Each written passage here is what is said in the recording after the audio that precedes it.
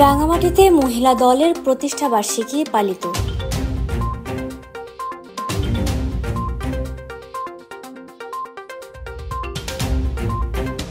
বাংলাদেশ জাতীয়তাবাদী মহিলা দলের ৪৬তম প্রতিষ্ঠাবার্ষিকী ঘিরে রাঙামাটিতে র্যালি, আলোচনা সভা, বন্যার্তদের ত্রাণ বিতরণ ও দোয়া মাহফিল অনুষ্ঠিত হয়েছে।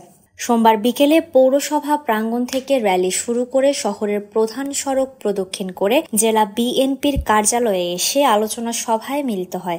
এতে প্রধান অতিথি ছিলেন জেলা বিএনপির সভাপতি দীপন তালুকদার দীপু। বিশেষ অতিথি হিসেবে জেলা বিএনপির সাধারণ সম্পাদক অ্যাডভোকেট মামুনুর রশিদ মামুন ও সাংগঠনিক সম্পাদক সাইফুল ইসলাম শাকিল উপস্থিত ছিলেন।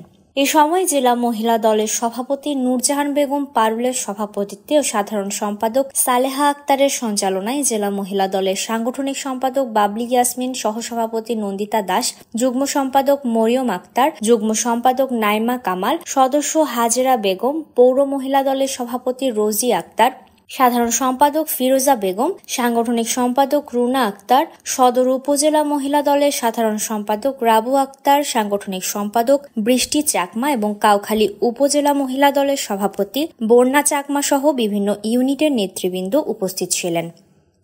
Desk report, CHT TV।